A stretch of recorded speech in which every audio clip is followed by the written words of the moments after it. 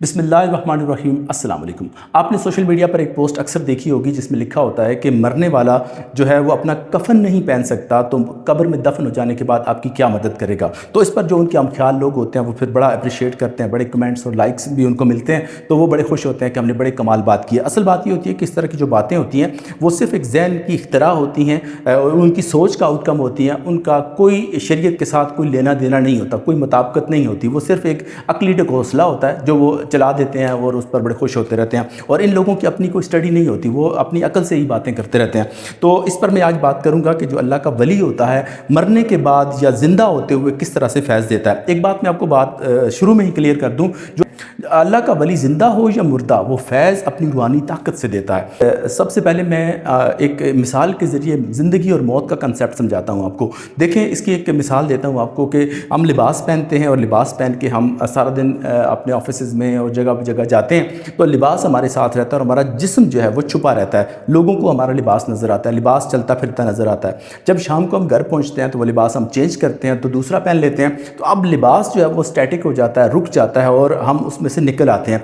बिल्कुल यही मिसाल सामने रखें कि ज़िंदा और मर्दा की मिसाल इसी तरह से है। ये जो हमारा जिस्म है ये भी लिबास है रूह का। जब तक रूह हमारे जिस्म में मौजूद रहती है तो जिस्म चलता फिरता नज़र आता है। जैसे रूह इसमें से निकलती है तो जिस्म मुर्दा हो जाता है। जब ये कहते हैं ना ये मुर्दा है, तो वो हम कहते हैं ये ज़िंदा है, तो कहते हैं ये मुर्दा और ज़िंदा बराबर कैसे हो सकते हैं। ये बिल्कुल ऐसे ही है जैसे कि जब उसके अंदर से रूह निकल जाती है तो वो मुर्दा हो जाता है। अब जब हम कहते हैं ये मुर्दा है तो मौत का मोरद हमारा ये जिस्म होता है, इस पर मौत वाक़ई होती है, इसलिए इसके अंदर से रूह निकल जाती है। जब हम कहते हैं कि ये ज़िंदा है, ज़िंदा होने का मोरद रूह होती है। रूह कभी नहीं मरती, वो मुंतकिल होती है, वो निकलती है तो दूसरी जगह चली जाती है।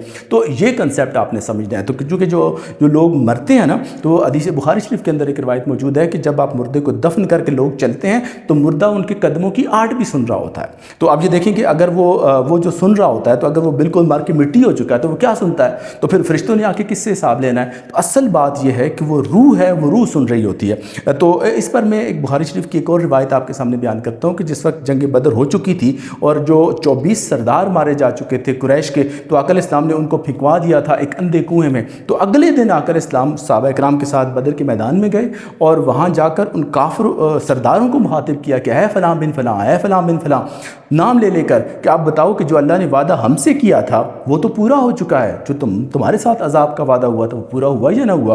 तो फारूक आज़म पास खड़े थे तो कहने लगे कि या रसूलल्लाह, आप तो इन मुर्दों से ऐसे बात कर रहे हैं जैसे कि ये जिंदा हो, ये तो मर चुके हैं, ये तो लाशें हैं। तो आकल इस्लाम ने फरमाया कि उमर तुमसे कम ये नहीं सुनते, यानी कि जितना तुम मेरी आवाज़ को सुन रहे हो उससे ज़्यादा ये सुन रहे हैं, यानी कि तुमसे कम नहीं है।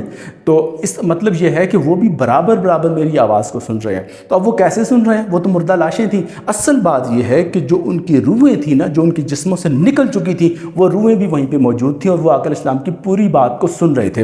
तो अब ये तो वो हुए बदतरीन काफिर जो आकल इस्लाम के साथ लड़ते हुए उनकी दुश्मनी में मारे गए, तो वो भी सुनते हैं। तो आम जो अल्लाह का वली हो वो कैसे नहीं सुनता। तो यही वजह है कि कब्र में हिसाब किताब भी होता है। फिर जो औलिया होते हैं वो या आम लोग भी होते हैं, जब उनकी कब्रों पर जाकर आप अस्सलाम कहते हैं तो सलाम का वो जवाब भी देते हैं आपको। तो ये बात आपने ध्यान में रखी। दूसरी बात यह है कि जो अल्लाह का वली होता है वो फैज़ आपको कैसे देता है। पहली बात तो यह है कि उनके पास वो ताकत कहाँ से आती है, उस ताकत की बात करते हैं। फिर उनकी तरफ से मिलने वाले फैज़ पर भी बात करते हैं। देखें, जिस वक्त अल्लाह का वली दुनिया में ज़िंदा होता है तो अपनी नफली इबादत से अल्लाह का कुर्ब हासिल करता है, बुखारी शरीफ की रिवायत है। तो फिर अल्लाह उसकी कान बन जाता है जिससे वो सुनता है, उसकी आँख बन जाता है जिससे वो देखता है, उसके हाथ बन जाता है, उसके पाँव बन जाता है, उसकी ज़ुबान बन जाता है। तो यानी कि अब वो अल्लाह ताला खुद रूहानी ताकत उसको दे देता है। और फिर ये हदीस कई कुतुब में आई है और इब्ने कसीर ने बयान किया है। जो अल्फाज वो मैं आपके साथ शेयर करता हूँ, और इमाम तिरमिज़ी और इब्ने अजर अस्कलानी के जो अल्फाज हैं रिवायत के, वो इस तरह से हैं कि बस वो मेरे नूर से सुनता है, मेरे नूर से देखता और पकड़ता है। यानी कि अब वो बंदा अपने हाथ से नहीं पकड़ता, मेरे नूर से पकड़ता है, मेरे नूर से देख रहा होता है, फिर वो मेरे नूर से चलता है। यानी कि वो बंदा, उसकी अब जिस्मानी ताकत काम नहीं कर रही होती, उसकी रूहानी ताकत काम कर रही होती है। अब मैं मिसाल दूँ कुरान मजीद से, आसिफ बिन बरकिया का वाक़या आपने सुना है, तो उसी پر بات کرتے ہیں کہ جب انہوں نے جب سلمان علیہ السلام نے کہا کہ تخت کون لا سکتا، اب سلمان علیہ السلام جو موجود ہیں بیت المقدس میں اور تخت ہے یمن میں، ابھی ایئر ڈسٹنس آپ چیک کریں تو 2200 کلومیٹر کا فاصلہ بنتا ہے جانے کا، 2200 کلومیٹر آنے کا۔ تو انہوں نے کہا آصف بن برقیہ نے کہ میں پلک جھپکتے تخت لا سکتا ہوں۔ تو آپ یہ دیکھیں کہ اس بندے کے پاس کشف بھی ہے کہ وہ تخت کو جانتے بھی ہیں کہ کس جگہ موجود ہے، اور اللہ نے انہیں تصرف بھی دے رکھا ہے کہ وہ اس سے اٹھا کے لا سکتے ہیں۔ یہاں تو لوگ کشف کا انکار کرتے ہیں، جی کشف نہیں ہوتا، علم نہیں ہوتا۔ بھائی علم ہونا تو چھوٹی بات رہ گئی، تو تصرف ہونا اس سے بڑی بات ہوتی ہے کہ ایک علم بھی ہے کہ کہاں پر تخت موجود ہے، اور پھر اس کو اٹھا کر پلک چپکتے ہوئے لے آنا۔ پلک چپکنا ایک سیکنڈ کا بھی 10واں حصہ ہوتا ہے، تو اتنی جلدی وہ تخت کو اٹھا کے لے آئے۔ تو اب یہ دیکھیں، تو اب قرآن مجید اس بات پر گواہ ہے کہ آصف بن برقیہ نے وہاں سے ہاتھ نہیں بڑھایا، اپنے قدم نہیں بڑھائے، اپنی کوئی آواز بھی نہیں دی۔ تو اس کا مطلب یہ کہ انہوں نے اپنی آواز کی طاقت سے، اپنے وہ ہاتھوں کی طاقت سے اور قدموں کی طاقت استعمال نہیں کی،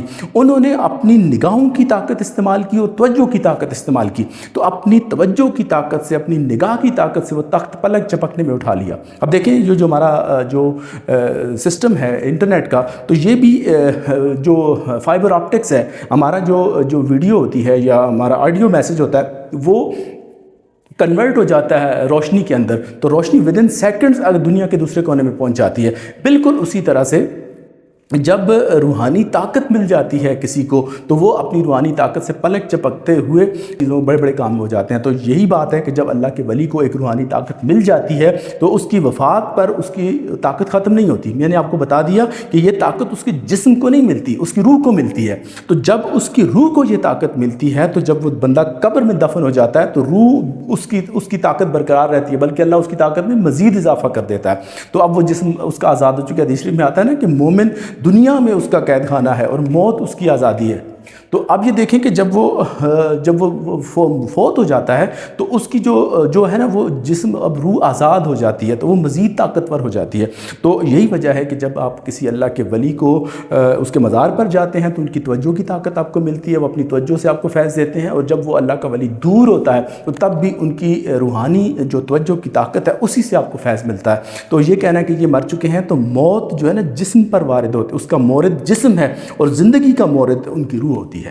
تو بالکل اسی طرح جس طرح یہ جو شہید ہوتے ہیں یا انبیاء ہوتے ہیں یا اولیاء ہوتے ہیں، ان کے جسم سلامت رہتے ہیں۔ وجہ یہ ہوتی ہے کہ ان کا کنیکشن روح کے ساتھ بحال رہتا ہے، اور جن لوگوں کا جو ہے وہ روح کے ساتھ کنیکشن بحال نہیں رہتا تو ان کے جسم مردہ ہو جاتے ہیں، لیکن روح پھر بھی ان کی زندہ رہتی ہے۔ تو یہ جو بالکل اس کی مثال ایسے ہے جیسے کہ ایک درخت ہے، اس کی ٹہنی آپ کھینچتے ہیں، تو درخت کی ٹہنی کھینچنے سے یہ ہوتا ہے کہ وہ اگر تو اس کے ساتھ وہ جلد اگر جڑی رہے تو وہ جب باہر آتی ہے تو اس پر پھر پتے لگنا شروع ہو جاتے ہیں اس ٹہنی پر، اور اگر وہ کنیکشن ٹوٹ جائے تو ٹہنی پھر خشک ہو جاتی ہے۔ تو بالکل اسی طرح ہی ہے کہ یہ جو اولیاء کے جسم سلامت رہتے ہیں، شہداء کے جسم سلامت رہتے ہیں، انبیاء کے جسم سلامت رہتے ہیں، اس کی وجہ یہ ہوتی ہے کہ ان کے اندر اتنی بڑی روحانی طاقت ہوتی ہے کہ وہ ان کے روح ان کے جسم سے نکل بھی جائے تب بھی ان کا کنیکشن ان کے جسموں کے ساتھ برقرار رہتا ہے۔ یہ بالکل ایسے ہی ہے جیسے اصحاب کہف کا کتا تھا، تو اس کتے کو بھی ان اولیاء کی طرف سے فیض ملتا تھا۔